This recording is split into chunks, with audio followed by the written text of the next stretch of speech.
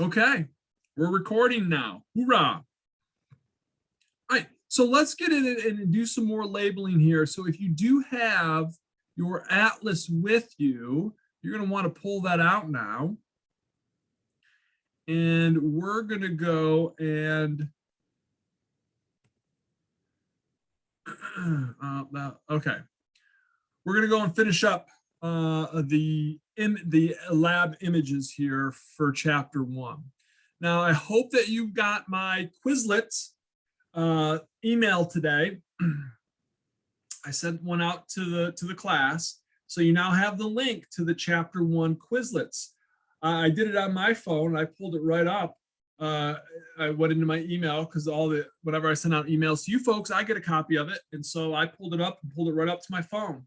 And when I was in the gym today, I was just glancing over some of the flashcards. You can do that wherever, if you'd like. And I would really strongly urge you to look at this stuff, especially for the lab, every day. The lab portion of this course is going to be the part of the course that will help you. Right? More people struggle with the lecture portion, more of the physiology. That's a little bit more difficult. Lab is mainly anatomy. So I would really try to focus, obviously, on doing well in both sections. But if you're doing really well in lab, okay, it will only help your grade. So consider that. Okay, so we already talked about the third part of the small intestine here. So we're going to jump now into some of the accessory digestive glands here. And we're going to talk about the pancreas here. You can see the pancreas. It is located in between. This is the duodenum, the first part of your small intestine. And this guy over here is the spleen. So the pancreas sits in between the duodenum, the spleen. It's inferior below the stomach, and it's superior to the large intestine here. So it's sandwiched right there in the middle. I'll show you another model. Here you can see the pancreas a little bit closer up. All right, here's the spleen. This is the anatomical left, which is our right. And then over here, the duodenum is on the right, or is on the anatomical right side. And the spleen is sandwiched right here in the middle. All righty, you can see all the way to the anatomical left is the spleen. This is the largest lymphatic organ in the body. You'll get to mess around and talk about that next, when you take 211. And then here you can see it again. After we remove the stomach and the liver and the intestines, you can see that the spleen is sandwiched right up against the left kidney here, up in this top left upper quadrant region. It's kind of nestled in right against the diaphragm there too. All right, let's talk about the large intestine. So we're going to start off. This is the first part of our large intestine. It's a sac-like structure. So here's the ileum, the terminal or last or third section of the small intestine. It now has emptied its food into the large intestine, and this sac-like structure down here, that's called the cecum.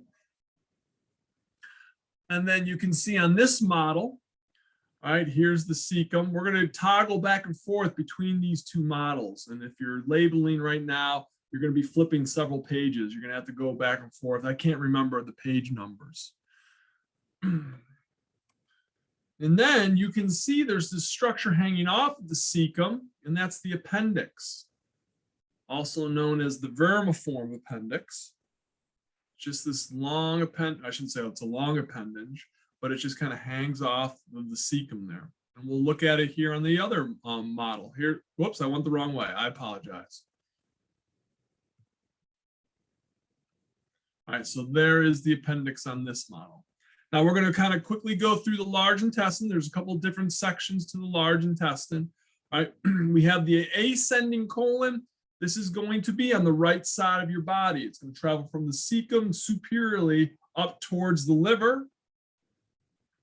All right, and here you can see the ascending colon on this model. Then the ascending colon is going to start to bend. And where it bends, we call that the hepatic flexure or the right colic flexure. Hepatic is the liver, so the liver's on the right. So you can use either or, hepatic flexure or the right colic flexure.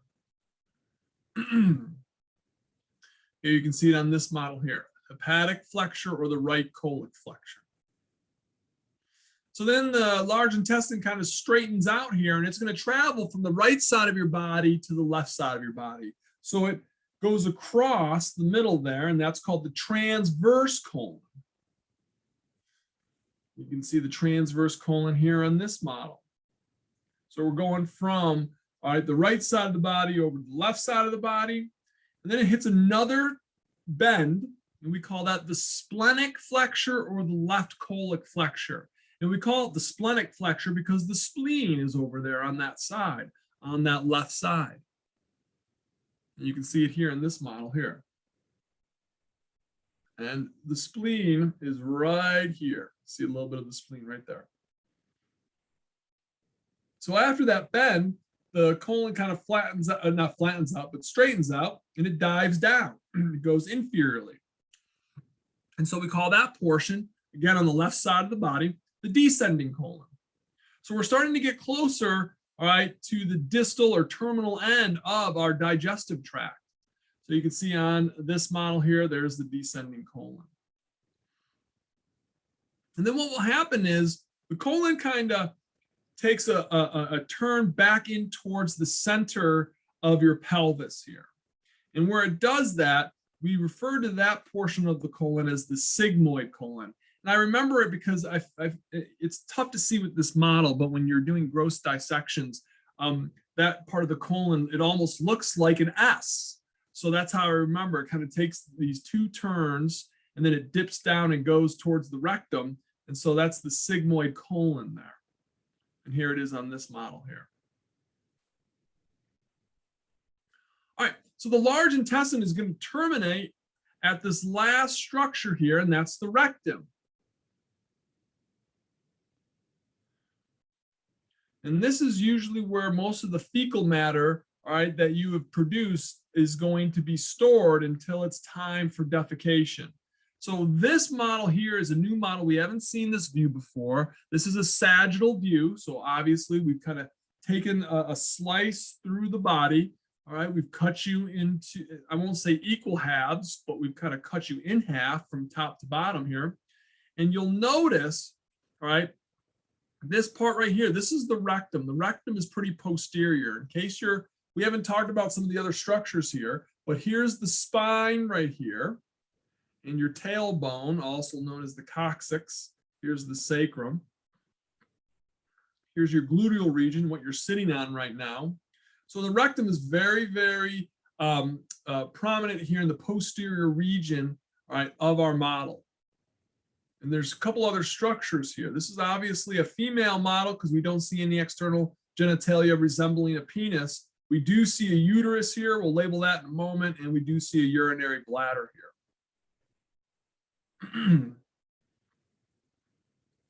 All right, here's another sagittal cut. We haven't cut through the rectum, so you can see now this is a male model, right? So we're only going to have a urinary bladder here and the rectum. There should not be a uterus here, right? So we're going to see right here, here's the rectum. It's more posterior, right in front of the sacrum and the coccyx. And then here's another model, all right, where we kind of got a posterior view. You can better see it. Again, this is a male model. Here's the scrotum, the prostate gland. There's an absence of the uterus here. You can see the full view of the rectum right in here. And then here it is one more time on a male model, all right? You would think that we have a rectum fixation with all the pictures of the rectum.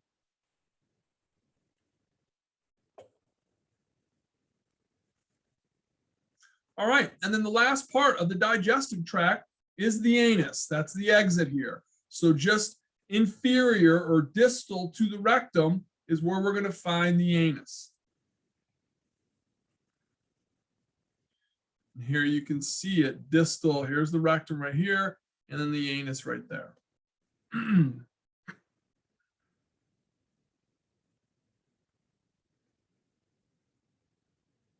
And one more time. All right, that should be it for the digestive system.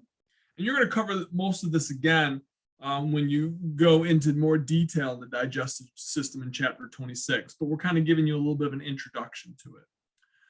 All right, so let's get into the urinary system briefly here. You can see in our model, we're on the anatomical left of our model, so that's the left kidney. Over here is the right kidney. Notice how the left kidney is higher than the right kidney, and that's because the liver is over here on the right side and it pushes that kidney down. So that's why your right kidney will be lower than the left kidney because of the presence of the liver. Again, here's the left kidney. You can kind of see more of the urinary system. Here's our kidney. Here's the tube that connects the kidney to the urinary bladder. That's called the ureter.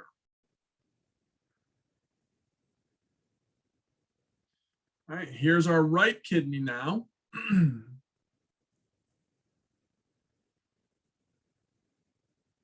And here you can see it again in this model. Again, you can see how the right kidney connects to the right ureter, which will drain urine from the kidney down here into the urinary bladder, which resides and lives down in the pelvis. So there's a gland that sits on top of each of our kidneys. Those are known as the adrenal glands or the suprarenal glands. So we're on the left side of the body. There's the left adrenal gland. It looks like just a big glob of yellowish fat, right? But it isn't. A lot of important hormones are made in there. Right? And then you can see inferior to the adrenal gland and the kidney is this yellow tube-like structure, right? It's not blue and it's not red. It is a tube-like structure, but it's not blue or red, so we know it's not a blood vessel. And for the most part, if you think of it like this, your pee or urine is yellow, so too is the ureter in this model. You need to be specific too. You need to label what side the ureter is, if it's the left ureter or the right ureter. Now in this model, you can see here's the kidney, right? And then you've got this kind of tan looking structure coming out, and it's going from the kidney inferiorly down towards the urinary bladder right here. And so it's entering into the urinary bladder. That is the left ureter. Here you can see the right ureter on this model again. It is yellow, contains urine, all right? But you can see how it's draining from the right kidney down into the urinary bladder. And then you can see here on this model, it's more of a tan color, right? And so it's draining right into, it falls down here into the pelvic cavity and enters into the urinary bladder there. All right, there's the left adrenal gland sitting on top of our left kidney. And then here is the right adrenal gland sitting on top of our right kidney.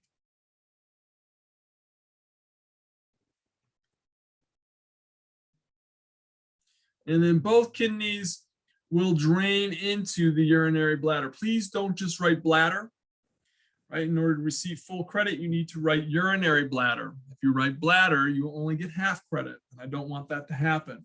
So make sure, note to self, that you write in the urinary bladder. And here you can see it in this model, all right, with all the other structures nearby.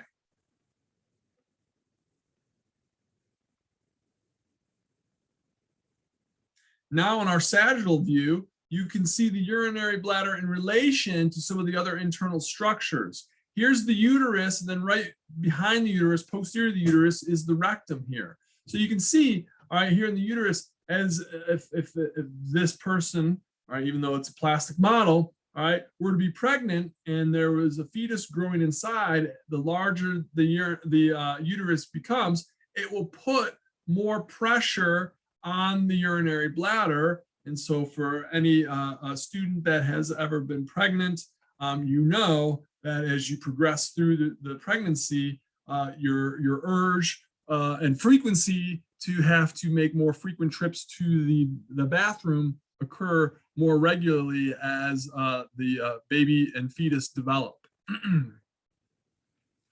And here you can see in the male model, all right, the urinary bladder. Again, this is another sagittal cut here.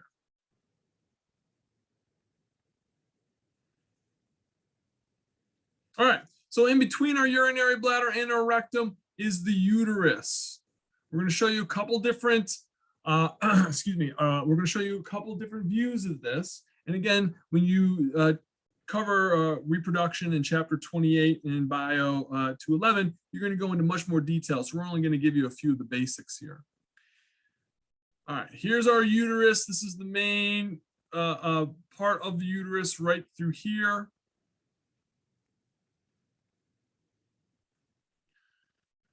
And then inferior to the uterus is the vagina, all right? And that's this canal type structure here, inferior to the uterus. All right, now in this model here, you can get a better view there of the actual uterus. It has a covering here, that's the broad ligament. Don't worry about that, you'll learn about that later on.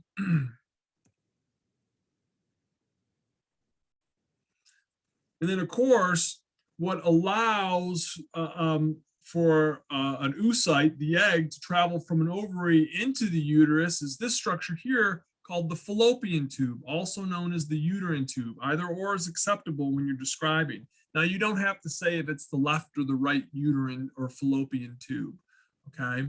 But that is that pinkish, kind of reddish tube-like structure here. All right, that's the fallopian tube.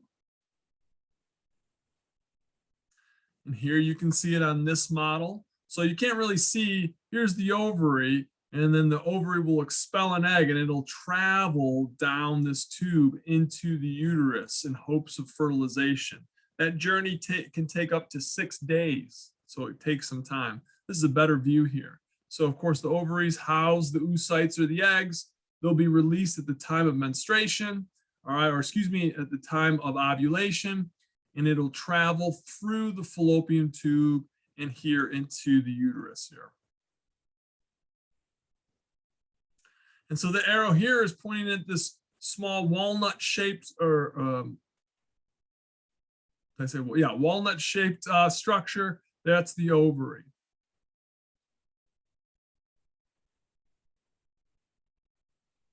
And here it is again on this model. Again, you don't have to label it as the right ovary or the left ovary in this picture. There's really not enough to give you a reference as to what's right or what's left. So I will not require you to tell me for the ovaries which one's the left and which one's the right. Some of the external genitalia here. This is a male model, of course. You can see the penis here. We're going to see a couple different models that show the penis here. So that's the first one. Here's an anterior view, right? Now, I know in some tests, some students felt that they needed to be specific and call it the shaft of the penis. For Bio 210, you don't need to do that. Just write down penis. You don't have, you're going to do all that later on in the reproductive chapter, okay? On this model here, you can see again, this is another sagittal cut. So we've actually cut right through the male external genitalia here. And I think there's one more. Nope, that was it for the penis. All right. And then, of course, going into the scrotum here, and the scrotum houses the testicles. All right. The arrow here is actually pointing to a testis, excuse me. And then you can see it again here on this model.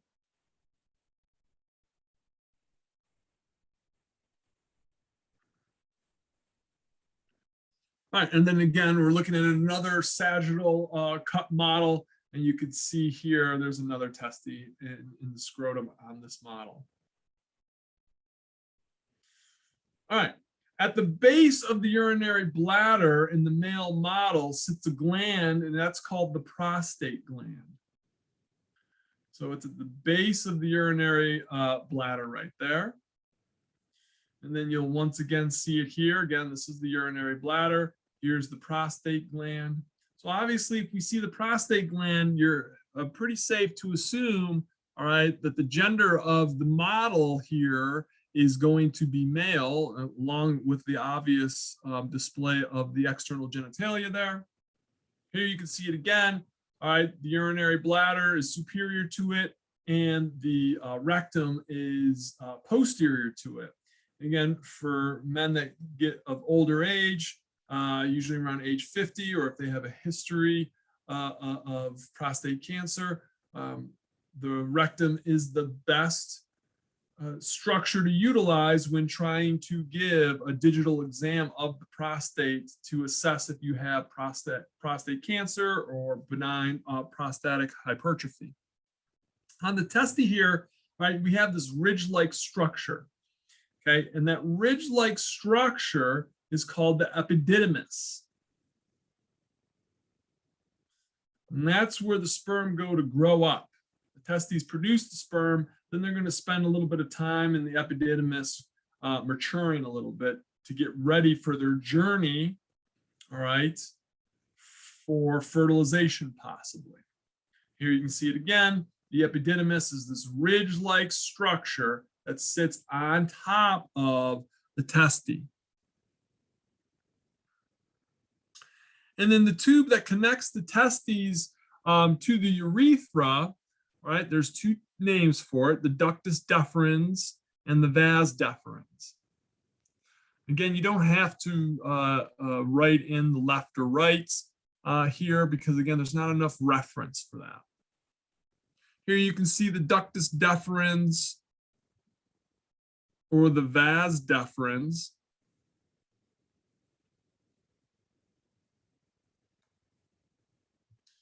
Give me 1 second.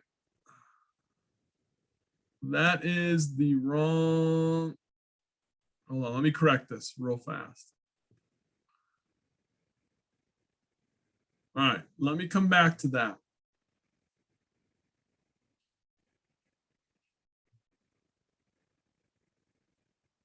There we go. Okay. This is not right here. That is the ureter. This is the ductus deferens or the vas deferens right here. This tube-like structure here. That arrow was on the wrong structure. I thought I corrected that. And we've already seen all this, so I'm just going to kind of skip through it. That is all for the, that's it for all the labeling here.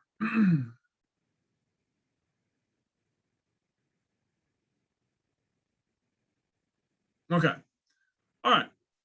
So that's it for the labeling for chapter 1.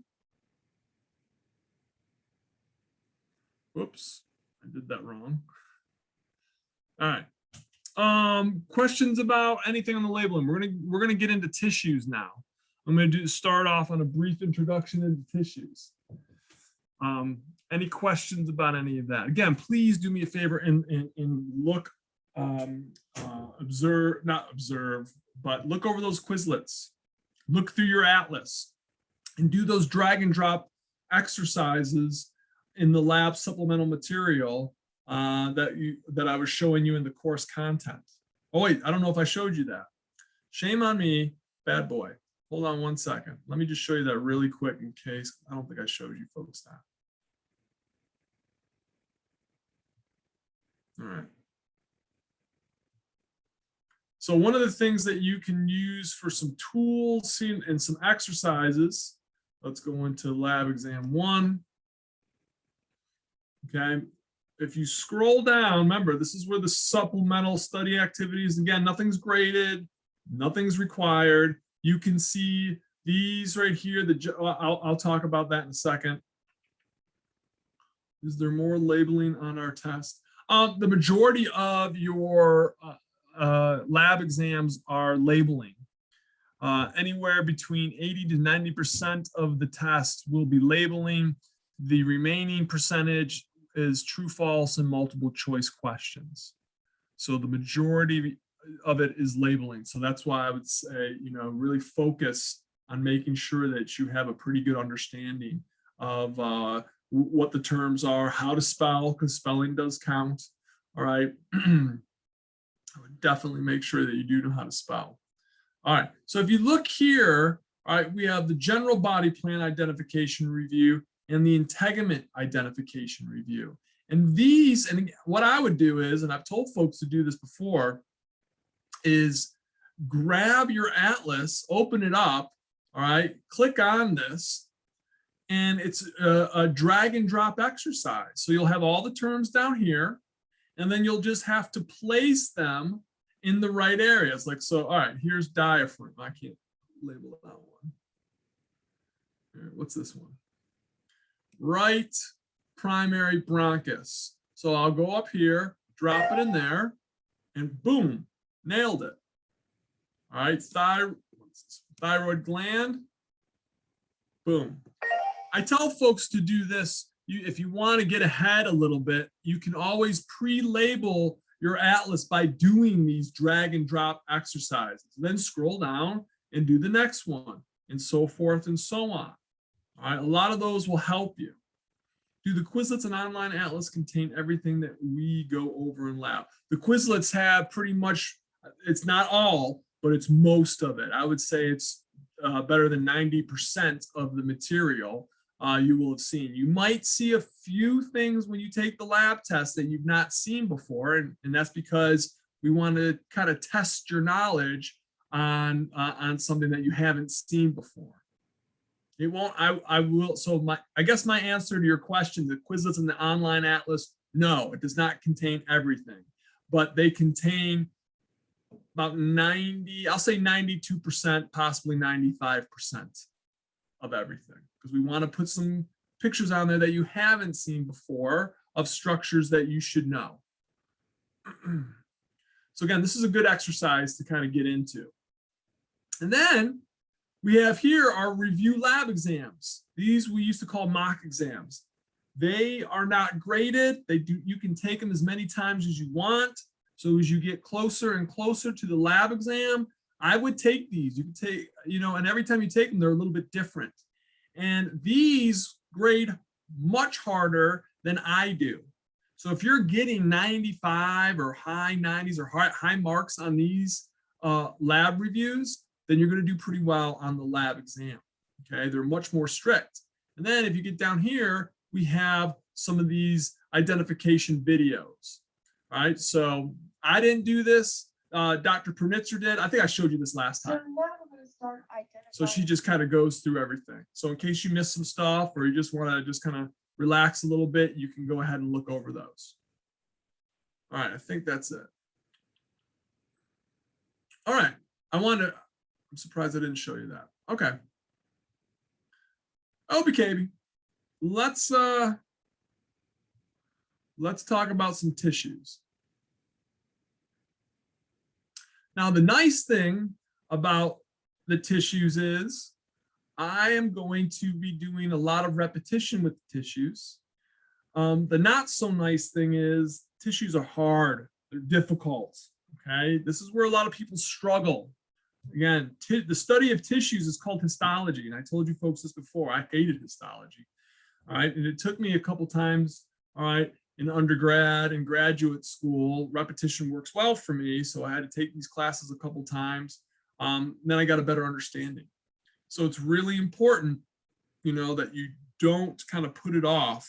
Really, really get into this to make sure, all right, that you get a good understanding. Because I'm telling you this right now, if you understand tissues pretty well, you're going to do well, especially in 211. It's going to make a lot of sense. So I'm going to try to present a lot of that material to you in the way that will help you to better understand some of the more complex concepts for latter chapters in this course and in 211.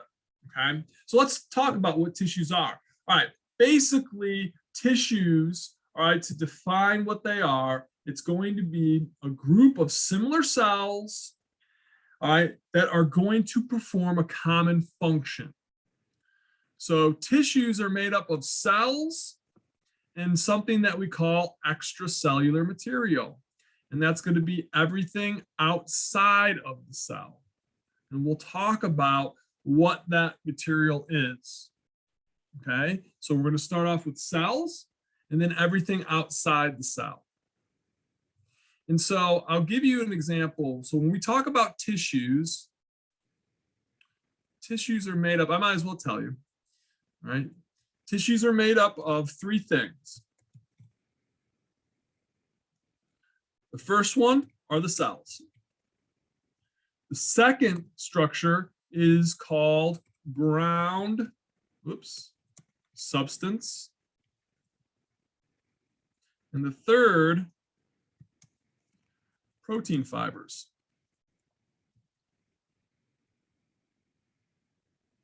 All right. That is going to be your tissues. Okay. So when we're looking at tissues, we're going to be looking at the fact that they perform a common function. So an example could be protection or secretion or absorption. We'll go through all that.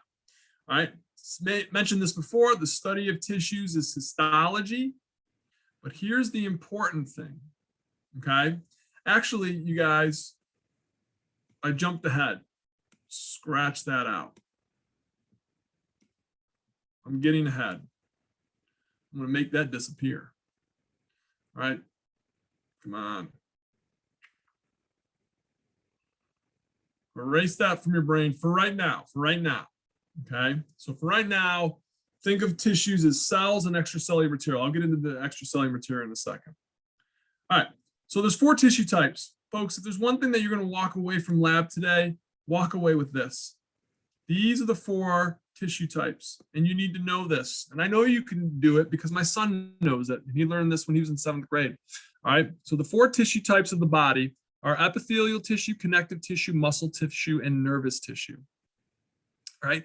So we're going to go through each of these tissue types, mainly in lab, but we're going to be covering some of it in lecture. So when we name or classify the first tissue type, all right, so we're going to start off with the epithelial tissue right here, okay? I'm going to teach you how we classify epithelial tissue. We do so in 2 ways. The first way is by how many layers of cells are present. And then the second way, all right, is going to be the shape of the cell. So when we are classifying epithelial tissue, we do 2 things. We classify it by the number of cell layers, and we classify it by the shape of those cells that we're talking about. So if the cells are only 1 layer thick, we call that simple epithelium. And all epithelium sit on top of this structure called the basement membrane. So with simple epithelium, if it's only 1 cell layer thick, then that means all of the cells contact the basement membrane. That's a great test question. So simple epithelium, right, it has 3 main functions: filtration, absorption, or secretion. All right, it's specific for that. It's much easier to filter stuff through 1 cell layer. It's much easier to absorb things across 1 cell layer, all right, because it's so thin. Okay, so the other okay, that's simple epithelium. Stratified epithelium is going to be 2 or more layers of epithelial cells. So it could be 3 layers, 4 layers, 20 layers, 30 layers. That is stratified epithelium, 2 or more layers. Now, here's the thing. Only the basal layer, all right, will be in contact with the basement membrane. Hey, Dr. Kaz, what is the basal layer? That's the bottom layer. Okay, new terms for you to learn.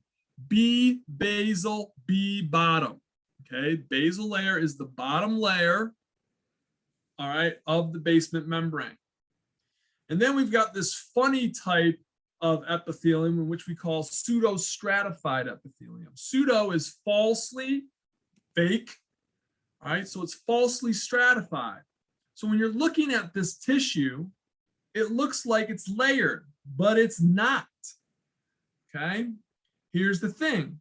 All of the cells are going to contact the basement membrane, but notice, not all of them are going to reach the apical surface. Dr. Kaz, what's the apical surface? The apical surface is the apex, the top.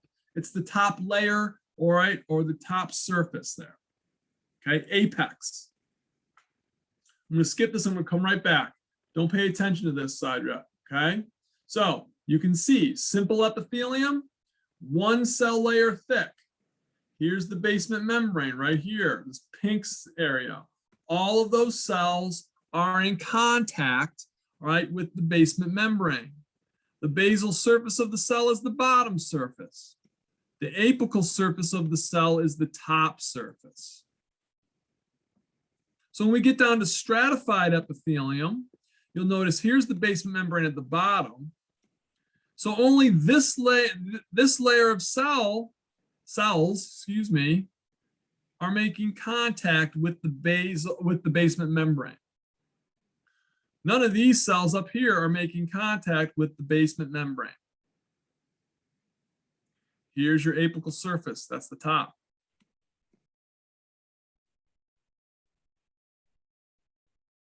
Okay, let's go back to this second page now.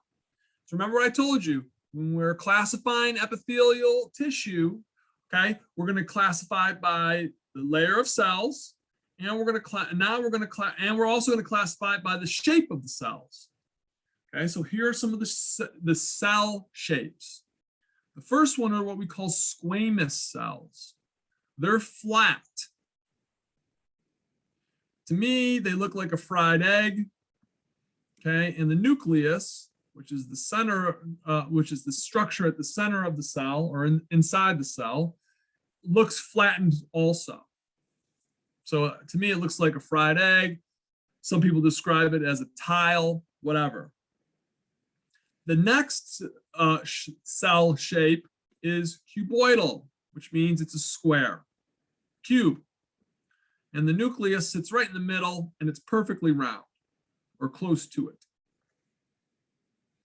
The third shape is columnar. If you look at the first 6 letters, column, all right, so it looks like a big column. It's taller than it is wide. And the nucleus sits at the bottom or the basilar region of the cell, and that looks like an egg, oval. And then the last type of cell shape is called the transitional cell, right? Those I call the transformer cells, right? So what will happen is, right, depending on what's going on, you'll see this type of epithelium, like for example, in your urinary bladder. So when you have a full bladder, those cells are getting stretched because it's full of urine. And when you've just emptied your bladder, all right, then the cells are no longer stretched. So these cells will shape change, and we'll get into some of those shapes soon, okay? It really depends on what's going on with the epithelium. So here on the right side of our screen, you can see the different shapes. Okay, there's the squamous cell, it's flattened, so is the nucleus. The cuboidal cell is going to be more square-like with the nucleus nice and spherical, round in the center. And then on our columnar cell, you can see the nucleus is at the bottom portion there. All right, so that's how we classify the epithelium. It's a lot to take in, I know. So now what we're basically going to do is we're going to start combining these words with these words. So you're going to hear me say terms like simple cuboidal or simple squamous epithelium or stratified columnar epithelium. And all I'm doing is just combining the words. So when you hear me say simple squamous, you should be thinking right away, it's simple. That means it's one cell layer thick. Squamous, that cell layer, they're flat. If you hear me say stratified epithelium, or excuse me, stratified columnar, then you're going to say, oh, all right, it's stratified. There's going to be 2 or more layers, and it's columnar. And so that means the cell is going to be taller than it is wide. It's going to look like a column. So we're going to go through all these different types utilizing that classification system. Now, one thing I want to quickly draw to your attention if you notice here in this stratified epithelium, the cells down here at the bottom look different in shape than they do at the top. If you look at the basal surface, those cells look more like a cuboidal cell. And in this top, at the apical surface, they look squamous. So here's something you need to star this and make sure you know this. When we're naming stratified epithelium, we always look at the top layer. And whatever that layer looks like, that's what we name that epithelium.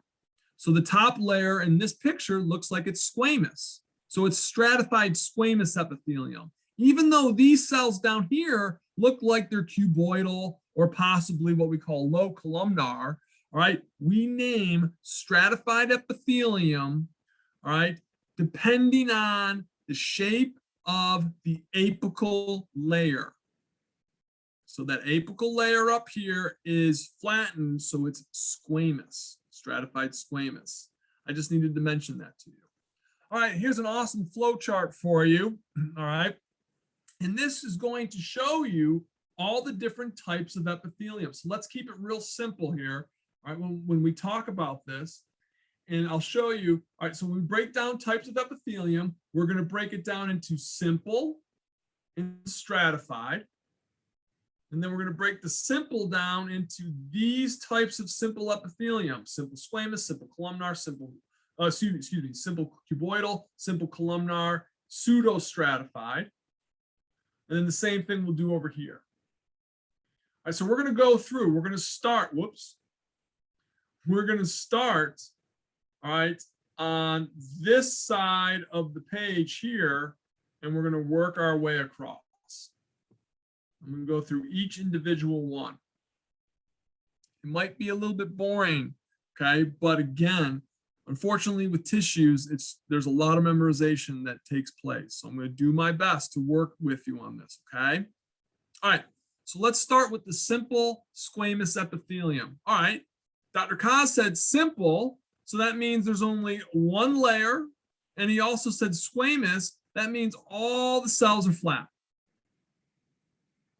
So it's one single layer, which means it's a pretty thin barrier. So what did he say about the functions for simple epithelium? It's great for filtration, it's great for absorption, and it's great for secretion. So because it's the thinnest barrier, we're going to see a rapid movement of molecules across this epithelial surface. So remember what I said. Physiology, all right, all right. Remember how anatomy and physiology are integrated, they're interrelated, okay? And a lot of anatomy is based on its physiology. So if you think that this epithelium is nice and thin, then we have to start thinking, okay, so what are some of the functions which I just named, all right? So rapid movement for molecules across the surface, then you should be thinking, all right, I'm going to look for this type of epithelium in places where we need to filter things like gas exchange in the lungs, all right, in the alveoli, right? We want a very thin layer for oxygen and carbon dioxide to cross over, all right? Blood vessel, I shouldn't say blood vessel walls because we also have lymphatic vessels, but in vessel walls, in which we call endothelium. We'll talk about that later on, what endothelium is. Because again, if we want oxygen to leave our blood and to go into our tissues, and if we want carbon dioxide to leave the tissues to go into our blood, we need to have relatively thin walls there for those structures. So our capillaries, which is the smallest type of blood vessel, okay, that is going to have very thin walls to facilitate that gas exchange. And then, of course, we've seen this word before, or term, serous membranes. We talked about that on Monday. All right, all those body cavities that have that lining there, all right, we're going to see the serous membranes. They're going to be made up of simple squamous epithelium. And we call that simple squamous epithelium, those serous membranes, mesothelium. So you can see this nice picture here in the lungs. See how thin a lot of these alveolar walls are. They're very thin, so air, obviously this is where the air is going to be in these spaces here. Air comes in, and then you can see, all right, we have some capillaries over here. So the air moves into the alveoli, and then it gets into the capillaries, into our blood. I say air, excuse me, oxygen. I need to use big words. Okay, let's move on to the next type of epithelium. And that's going to be simple cuboidal. Again, I don't even have to go over this first line here. Simple, all right, single layer. And cuboidal, it's a square shape, okay, which means that they are as tall as they are wide. So it looks like a cube. Okay, so these again are great for absorption and secretion. And so if we're going to be dealing with secretion, we're going to be dealing with, you guessed it, glands. Perfect for different types of glands. All right, we'll see them all over the place in some of your sweat glands. Okay, I'm trying to think. I'm drawing a blank here on all the different types of glands that are available. All right, I'm having a brain fart. But anyways, all right. So when we're talking about secretion, I want you to think glands. Absorption. Well, what organ is involved in a lot of absorption and filtering? Oh, the kidneys. So we're going to see, all right, a lot of that simple cuboidal epithelium located inside of our kidneys. They're great for the kidneys because the kidneys are going to be doing a lot of absorption and filtration, all right, of things from the blood. And some things it'll keep and put back into your blood, and some things it will not keep, and it'll put it into your urine so you can get rid of it. All right, so that's simple cuboidal epithelium. Then we've got our simple columnar epithelium. Again, simple columnar, single layer of cells. All right, the cells are as tall as they are wide. All right, and they have wonderful functions for secretion and absorption. So if you're thinking secretion, think glands. Absorption, all right, we're going to see a lot of simple columnar epithelium located along your digestive tract. We'll talk about that in a moment. All right, so there's two types. We have non-ciliated and ciliated. All right, so what is cilia? We'll learn more about this when we get into chapter 4. Unfortunately, at this point in the course, the lecture and the lab, they don't go together, they don't jive together at the same pace. Okay, that's only because of the content of where we're going. Yes, that's right. Absolutely right. Yes, Alexis. They are hair-like fibers. So there's three types, and they come off the surface of the cell. And so this is going to be a horrible picture. So here's a cell, and they're going to come off, and they look like hair, just like that. So when you see cilia, this is what I want you to think. You should be thinking movements. Okay, so the cilia are going to be moving back and forth, just like if you were swimming in a pool and you go underwater, and if you have long hair, how your hair kind of moves back and forth under the water or just in different directions. That's what the cilia do. They're going to move back and forth. And a lot of times what they're doing is moving things past the cells. So there's two types. There's ciliated, which has cilia, and then non-ciliated, which, you guessed it, no cilia. Okay, so let's talk about our non-ciliated simple columnar epithelium. So when I see non-ciliated, I'm thinking, okay, there's no cilia. Simple, one cell layer thick, and columnar, the cells are taller than they are wide. So here's the thing. Non-ciliated simple columnar epithelia, even though it doesn't have cilia, it's got something else. It's got these structures called microvilli. And microvilli are going to be extensions of the plasma membrane of that cell. Now, what's a plasma membrane? You don't know. You might know. but we haven't gone over that. The plasma membrane is the envelope that surrounds the cell. Okay, it's a barrier. So the cell has the plasma membrane, and then all the contents like the nucleus and the cytoplasm all sit inside of the plasma membrane. Well, on top of the plasma membrane, you have these extensions. They're called microvilli. So what will happen is, here is a cell with nothing, no extensions. Here is a cell with microvilli.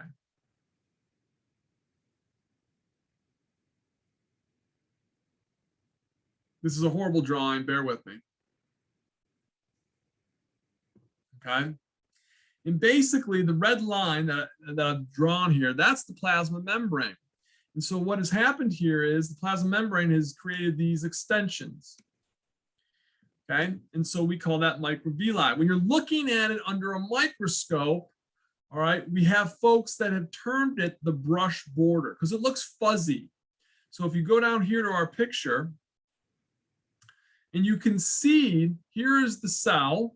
All right, here's one cell, and you can see there's this kind of fuzzy structure here at the top. It's a little bit better here. That's the microvilli. Those are those extensions, these guys right here. Okay. So also in this epithelium, we actually have, believe it or not, glands. Because remember, I told you, simple columnar epithelium is great for absorption and secretion. All right. So one of those secretion roles is from these, what we call unicellular glands. That means it's a single cell, and they're called goblet cells. And they're called goblet cells because they look like a goblet, like a wine glass. And what they do is they produce mucin. Mucin is a glycoprotein. That's a protein with a sugary coating on it. Okay. And so mucin, when we mix it with water, it forms mucus. That's the stuff that you're coughing up when your allergies are bothering you or when you get a cold. Okay. Mucus is wonderful because it does several things. One, in the digestive tract, it acts as a lubricant. It also helps to somewhat neutralize stomach acid. We have other stuff to do that, but it helps to do that. Okay. But mucus also contains in our mucous membranes antibodies, specifically IgA antibodies. So where are we going to find this non-ciliated simple columnar epithelium? We're going to find it in the majority of your digestive tract, pretty much from your stomach all the way down to your anus. So you're going to see it all through your small and large intestine, okay? So that's where we're going to see it, because what's the digestive system for? Yes, to absorb things that you ate. In simple columnar epithelium, one of its main functions is absorption. So that's where we're going to see this type of epithelium. The other type of epithelium, ciliated columnar epithelium, all right? Here's one of my awesome drawings. So you have your columnar cell with the long hair-like structures. That's the cilia. That means that this epithelium is going to be found in areas in which we're going to have to be moving something. And in most cases, guess what we're moving? Mucus. Who's making the mucus? These guys. So in this epithelium, the goblet cells make the mucus, and then the ciliated columnar epithelium moves it around. So where are we going to find this? In the bronchioles. We know where the bronchioles are. Okay, that's going to be in the lungs. And then also in the uterine tubes. Well, we talked about that. Those are the fallopian tubes. Remember that egg I was telling you about? Once it gets released during ovulation, it gets pushed out of the ovary. Well, as you know, well, maybe you don't know, but eggs don't really have a way to move. So they need help. So the uterine fallopian tubes are lined with the ciliated simple columnar epithelium, and the cilia beats in the direction of the uterus. So it helps to sweep that oocyte or that egg into the uterus. So hopefully it can meet a sperm for fertilization. Now, in the bronchioles here, we want to have the ciliated simple columnar epithelium to move any mucus away from the alveoli, right? Because mucus actually is going to offer a protective role, because as you're breathing stuff in, all right, if you live in the inner city, it's polluted air. So there's going to be pollutants in the air that you're breathing in, and we want to hopefully get those pollutants trapped in the mucus and move it away from the lungs so you can get rid of it. All righty. So let's get on to the last part of our simple epithelium. And this is that funny epithelium that looks like it's stratified, but it's not. So we call it the pseudostratified. Okay, so this is pseudostratified columnar epithelium.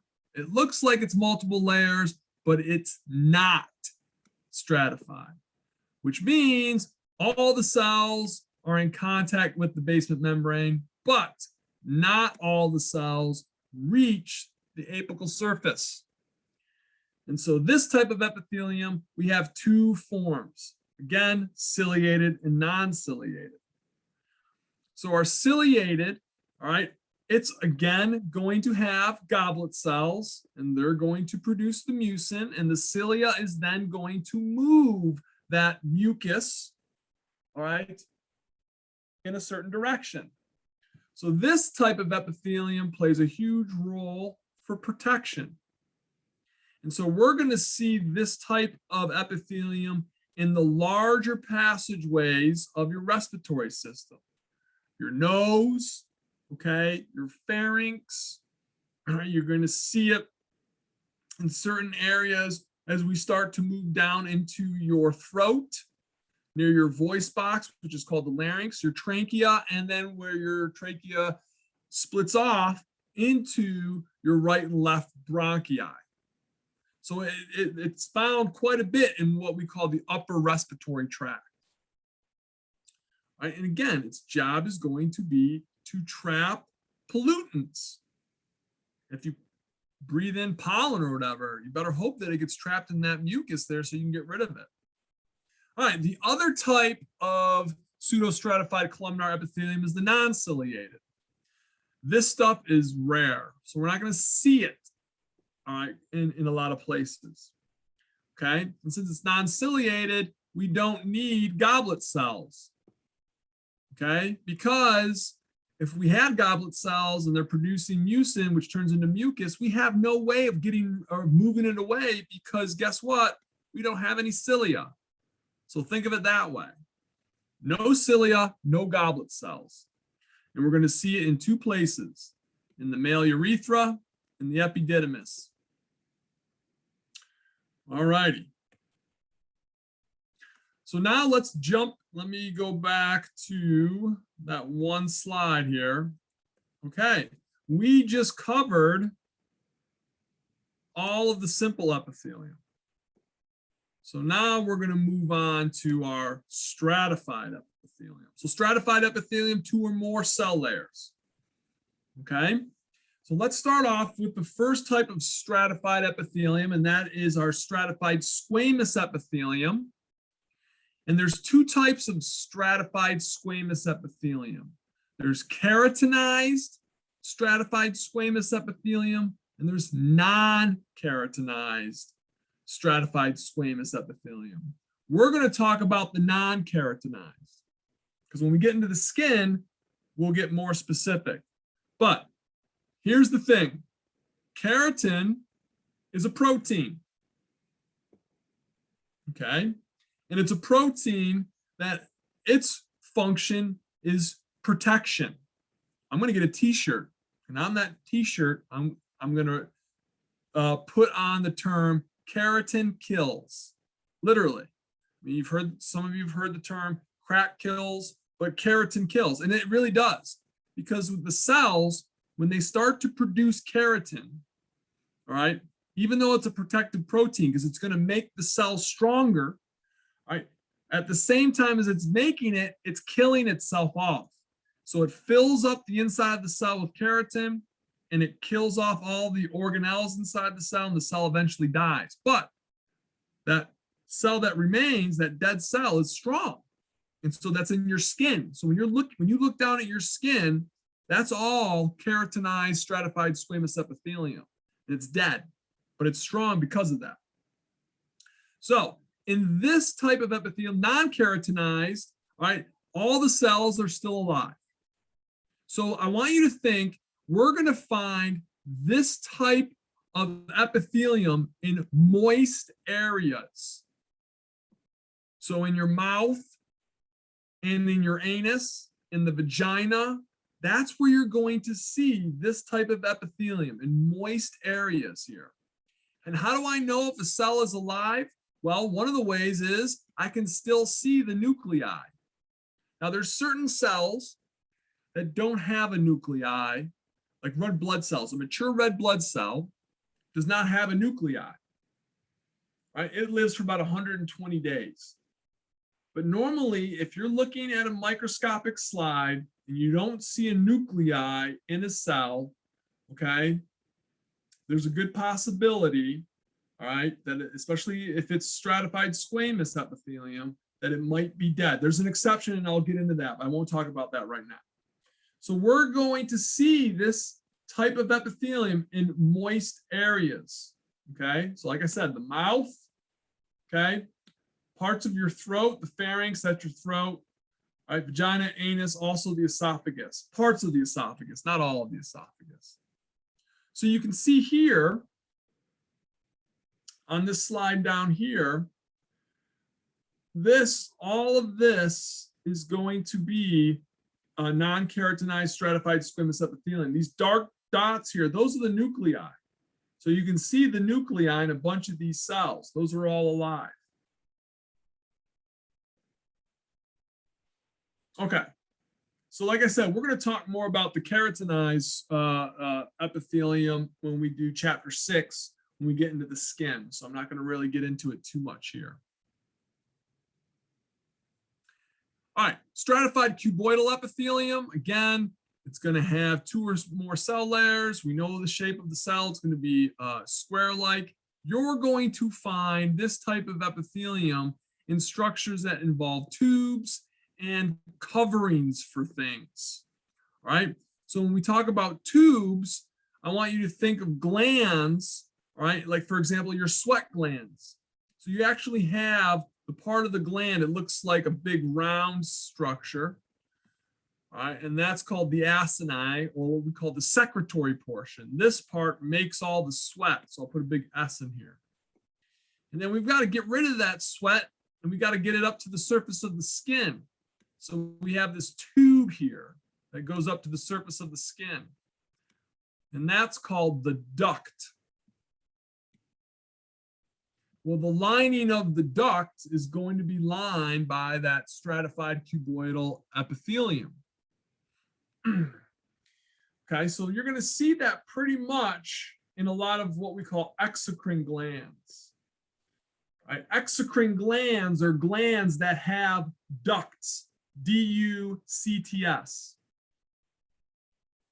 So the main function of this type of epithelium is going to be protection and secretion.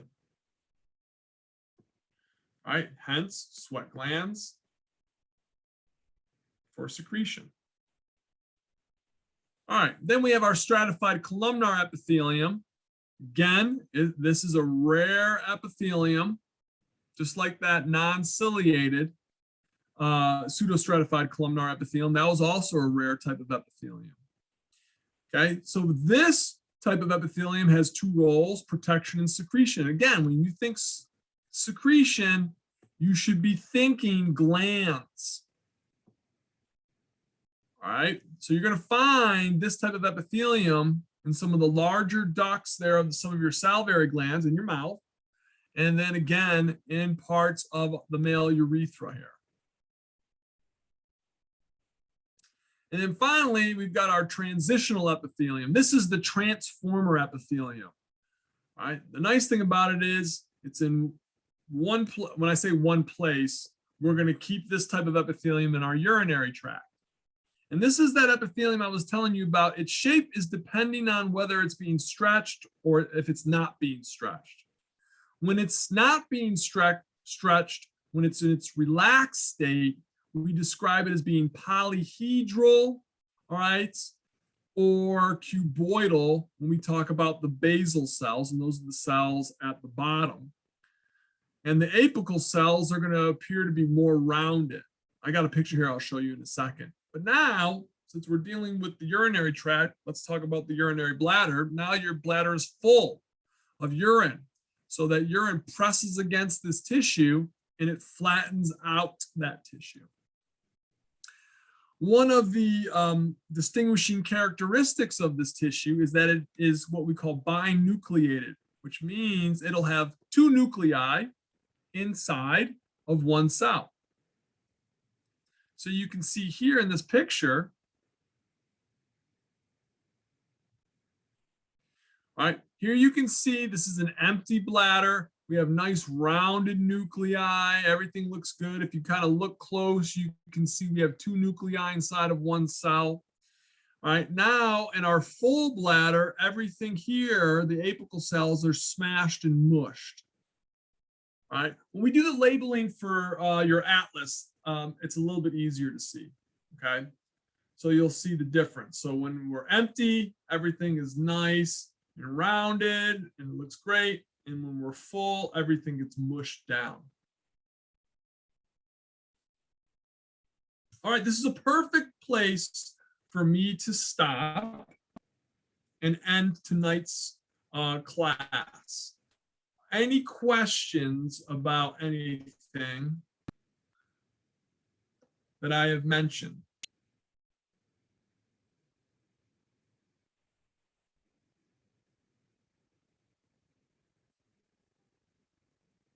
Okay, well, if not, you are free to go. Everybody have a wonderful evening. And of course, if you have questions, let me know. Email me. Please stay on top of the material, okay?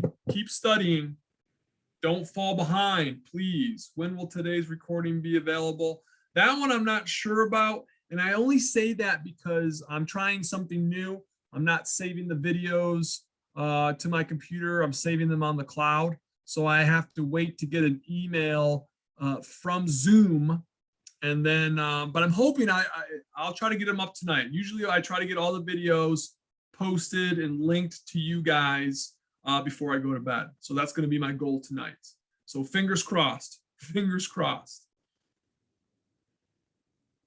All righty, y'all. Have a wonderful evening. Good night. I'll see you next week on Monday. Please study hard during the weekend.